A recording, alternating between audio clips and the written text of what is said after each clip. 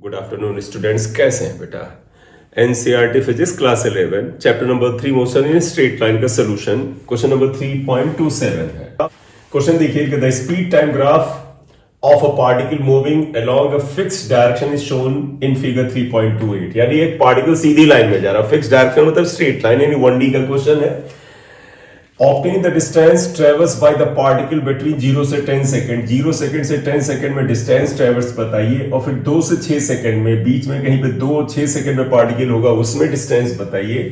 And what is the average speed of the particle over the interval A and B. यानी part A और part B में जब 0 से 10 second और 2 से 6 सेकंड में जा रहा है तो उस समय एवरेज स्पीड भी बताइए। तो एक काम करते हैं कि फर्स्ट पार्ट में 0 से 10 सेकंड में पहले हम डिस्टेंस निकाल लेते हैं और फिर हम एवरेज स्पीड भी निकाल लेते हैं। What is the average speed, एक साथ करते हैं। सॉल्यूशन में आइएगा बेटा, फर्स्ट पार्ट। तो एक चीज पहले आते हैं, डिस्टेंस कवर्ड। आप सभी को याद है बेटा, वेलोसिटी टाइम ग्राफ का जो एरिया कवर्ड होता है वो डिस्प्लेसमेंट के बराबर होता है। यहां पे स्पीड लिया हुआ है तो स्पीड टाइम ग्राफ जो है उसका भी जो एरिया कवर्ड होगा वो डिस्टेंस के बराबर होगा।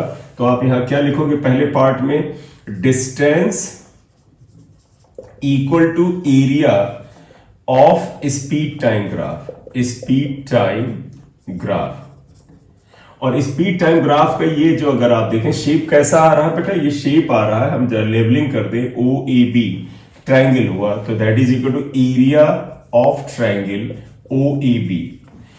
और एरिया बेटा ये डिस्टेंस निकाले, half base into height, half base is 10, height is 12। देखो ये यहां से यहां तक हाइट 12 है, तो height is 12, base is 10, cancel करें 60 मीटर आया।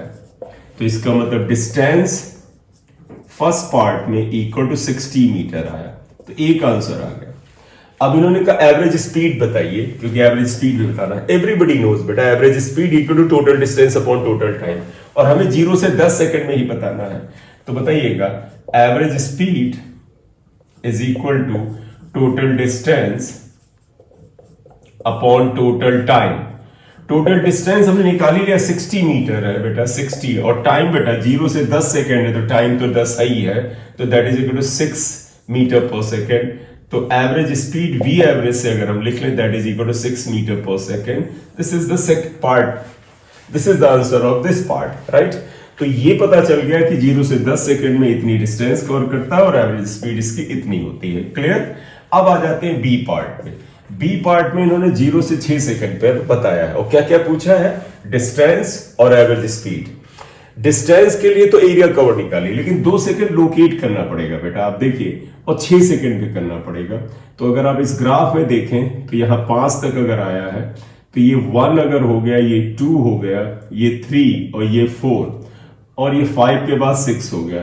तो 6 पर ये कहीं यहां कहीं पर होगा पार्टिकल, देखो 6 पर पार्टिकल यहां कहीं पर होगा, और 2 पर, क्योंकि 2 से 6 में कहा गया है, 2 पे पार्टिकल की पोजीशन या लोकेशन कहीं यहां पर है, इस जगह पर है। तो अगर हमें यह पता चल जाए कि 2 से 6 तक जाना है, तो आप बताइएगा बेटा, जब 2 से 6 तक ग्राफ जाएगा तो ऐसे जाएगा। ग्राफ अगर यहां से स्टार्ट हुआ, ये गया, ये आया, तो अगर हमें इसका एरिया पता चल जाए तो काम हो जाए। हम ये कोशिश कर रहे हैं कि हमें इसका एरिया पता चल जाए, 2 से 6 सेकंड में पार्टिकल 2 से यहां तक गया, एरिया, ये एरिया पता चल जाए तो हमारा काम हो जाएगा। और ये एरिया निकालने का तरीका है, इस पूरे का एरिया हमने 60 निकाला था, उसमें ये ट्रायंगल जो छोटा ट्रायंगल है इसे आप 1 नंबर ले लें और 2 नंबर। अगर हम इसका और इसका एरिया घटा दे तो इसका एरिया आ जाएगा, वही वहां पर वैल्यू हो जाएगी। तो इसको सॉल्व करने के लिए एक तरीका लगाते हैं, आप जरा देखिएगा। ये छोटा ट्रायंगल है, इसको हम P लिख लेते हैं, इस पॉइंट को हम Q लिख लेते हैं, और इसको हम R लिख लेते हैं, और इसको S लिख लेते हैं। इस पॉइंट को आप S लिख लीजिएगा। तो हमें इसका एरिया कैसे मिलेगा बेटा, देखो इस ट्रायंगल का एरिया है half base, base is 2, height पता करना पड़ेगा, ये पता करना पड़ेगा कि ये वैल्यू कितनी है। मान लें ये x1 है, ये कितनी है, और हमें इसका एरिया चाहिए, तो भी देखो बेस तो पता है 10 माइनस से, हाइट हमें ये भी पता करना पड़ेगा कि ये x2 कितना है। तो इसके लिए काम करते हैं, आप देखिएगा बेटा, ये जो यहां तक ये ट्रायंगल है, ये वाला ओ ए, और ये जो 5 है इसको ही हम सिंबल मान लेते हैं, या आप हाँ सिंबल मान लेते हैं यहां पर है, और इसको 6 मान लेते हैं, और ये जो 2 है इसे 2 ही मान लीजिए, क्या जरूरत है कि नई लेबलिंग करें। तो आइएगा बेटा, मैं ये x1 निकालना चाहता हूं, तो आप गौर से एक चीज देखिएगा, अगर आप देखो ये वाला ट्रायंगल और ये वाला ट्रायंगल सिमेट्रिक है। अगर सिमेट्रिकल ट्रायंगल है तो इसका मतलब है, इसका अगर आप देखें tan theta equal to perpendicular upon base, और इसके लिए tan theta perpendicular upon base same होगा। तो मैं यहां पर आ रहा हूं, देखो triangle OP2 and OA5 are similar. तो सिमिलर ट्रायंगल में हमें ऐसे लगा रहा है बेटा, देखिएगा इस साइड का रेशियो और इस साइड का रेशियो, यानी कि इस साइड की वैल्यू कितने के बराबर है 12, और इस साइड की वैल्यू कितनी है x1। इसका रेशियो बेटा इस साइड का रेशियो यानी इस ऊंचे वाले ट्रायंगल की ये वैल्यू और इस वैल्यू के बराबर होगा, यानी 5/2 होगा। तो यहां से देखो x1 पता चल जाएगा, x1 इक्वल टू 24/5 आ गया। पढ़ा रहने देते हैं, कैसे यूज करेंगे बताते हैं। इसी तरह अब हमें ये x2 चाहिए, x2। अगर आप इसमें देखें x2 में, तो ये ट्रायंगल आइएगा, देखो बेटा ये ट्रायंगल A5-10 या B और R6 और B दोनों सिमिलर, या ऐसे लगा लें, इन ट्रायंगल A5-10 या B लिखा है तो B लिख लो, and triangle R6 and B। तो देखो A5B R6B, इसमें हम ये मान रहे हैं, देखो बेटा इस वाले ट्रायंगल का भी ये एंगल थीटा है।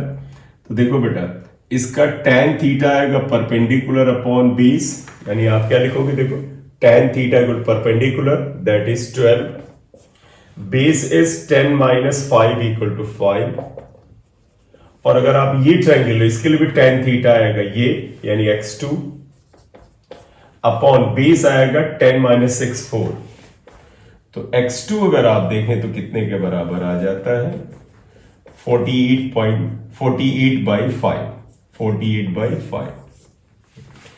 तो हमें x2 और x1 अगर पता चल गए तो अब हमें आसानी से चीजें आ जाएंगी। क्यों? क्योंकि हमें पता करना है 2 से और इस जगह पे 6 सेकंड में डिस्टेंस क्या होगा। डिस्टेंस में ऐसे शुरुआत में बताया था, इस पूरे ट्रायंगल का एरिया निकाल लिया, उसमें से इसका एरिया और इसका एरिया माइनस करने जा रहा है। अब आइएगा, देयरफॉर क्या लिखोगे, डिस्टेंस फ्रॉम 2 to 6 सेकेंड अगर लिया जाए इक्वल टू क्या आएगा बेटा, area of triangle OAB minus triangle कौन सा, ये छोटा वाला ट्रायंगल, इसका एरिया, ट्रायंगल OP2 प्लस इस ट्रायंगल का एरिया PB6। ये इनको हम सॉल्व कर रहे हैं। तो देखिएगा एरिया ऑफ ट्रायंगल OAB तो हमने पहले ही 60 निकाल लिया था। एरिया ऑफ ट्रायंगल OP2 क्या आएगा, half, base is 2, height is x1 आया था 24/5, प्लस ये इसे कैंसिल कर दीजिए, PB6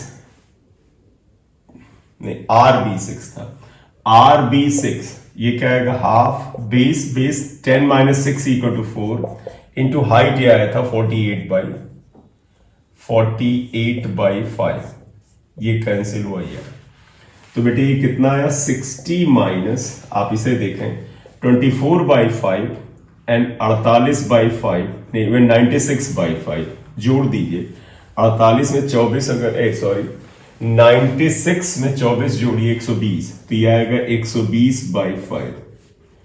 तो आप इसे कैंसिल कर दें,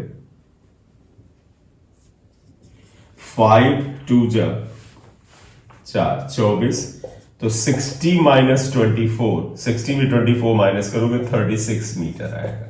Therefore distance from 2 to 6 second equal to 36 metre, right. अब अगर पूछा जाए कि आप इसे नोट कर ले बेटा, आप नोट कर लीजिए स्क्रीनशॉट ले लीजिए, ले लिए, ठीक है बेटा। अब ये पूछता है कि व्हाट इज एवरेज स्पीड, बेटा 2 सेकंड यानी ये 2 सेकंड जो है और 6 सेकंड में average speed, therefore V average क्या आ जाएगा, total distance upon total time. Total distance बेटा 36 आया और टाइम कितना है बेटा, टाइम देखो ये 6 है ये 2 है, यानी टाइम इंटरवल आएगा delta T 6 minus 2, 36 upon 4 equal to 9 metre per second, therefore average speed is 9 metre per second. Correct. तो ये बेटा तरीका हमने यहां अपनाया। ये जो हमने डायग्राम का एक तरीका अपनाया, मैंने इसलिए अपनाया इसको क्योंकि ये एक अच्छा तरीका होता है। कई जगह कैलकुलेशन में अगर आप सिमिलर ट्रायंगल ढूंढ लें, tan थीटा जैसा आप वहां पर लगा सके, तो आंसर हमारे आसानी से आ जाते हैं, क्योंकि जब भी राइट एंगल ट्रायंगल मिले क्वेश्चन हमारा कैलकुलेशन में आसान हो जाता है। आपको समझाने में मुझे जरूर थोड़ा सा ज्यादा बताना पड़ता है, लेकिन जब आप खुद करने बैठते हैं तो बहुत ही कम टाइम में आ जाता है। Thank you very much for watching the video and subscribe the channel. Thank you.